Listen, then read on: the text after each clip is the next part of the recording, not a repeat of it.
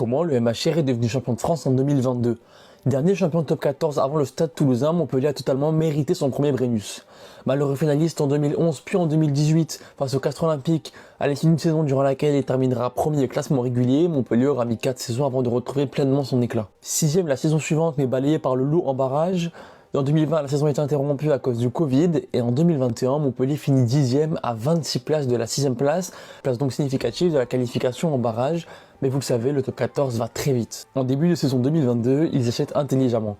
Hormis Paulo Garbisi, ce sont des joueurs expérimentés qui viennent renforcer l'équipe montpelliéraine. En plus de Game Guirado la saison précédente, ce sont Geoffrey de Mérou, Massivesi Dakuaka ou encore celui qui sera élu incontestablement meilleur joueur de la saison, Zach Mercer, une vraie bête féroce et rapide. Coaché par le meilleur staff de la saison selon la nuit du rugby, composé de figures telles que Philippe Saint-André, Jean-Baptiste Elissalde, Olivier Azam ou encore Alexandre Ruiz, les Cistes finit deuxième au classement cette saison-là. Le classement est très serré, il n'y a que 6 points d'écart entre le premier Castres et le 6e Racing. Le MHR n'est que la 5e meilleure attaque du championnat et la 4e meilleure défense. En effet, ce n'est pas le jeu le plus séduisant, mais c'est tout ce qu'on demande à une équipe de rugby.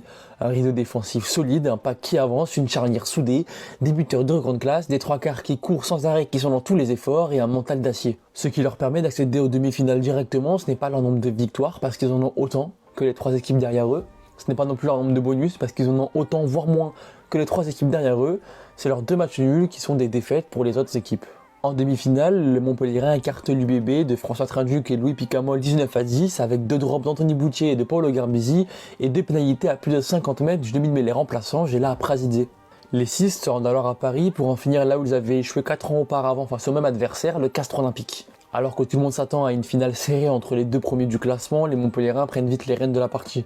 De retour titulaire après une rupture des ligaments croisés, l'enfant du club Arthur Vincent marque le premier essai de la partie après seulement 6 minutes de jeu sur un contre éclair et un coup de pied rasant ingénieux de Zach Mercer.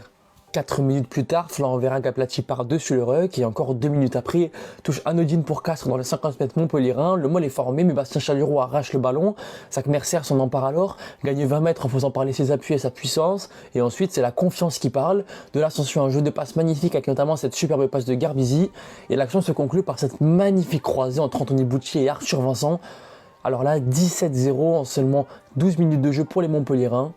Et tout cela se passe sous les yeux de Fulgence Ouedraogo, le dernier des 4 fantastiques encore en activité, pas retenu pour ce match, qui quitte le monde du rugby sur le premier Brennus de son club de toujours. Fait par des individualités comme Zach Mercer, plaqueur infaillible, franchisseur hors norme, impérial dans les molles, dans les rucks, dans les mêlées et même dans le jeu courant, ou encore Anthony Boutier, couverture imperméable dont la longueur au pied apporte une sérénité certaine lorsque l'équipe est acculée. Quand la confiance reine, tout semble plus facile, mais la redescente est également très difficile pour les Montpelliérains. De là s'ensuit 3 saisons compliquées avec notamment cette 13e place, suivie d'un access match remporté de justesse contre Grenoble en 2024. Après un changement de staff avec des nouveaux membres imprégnés de l'ADN du club, beaucoup de choses ont changé.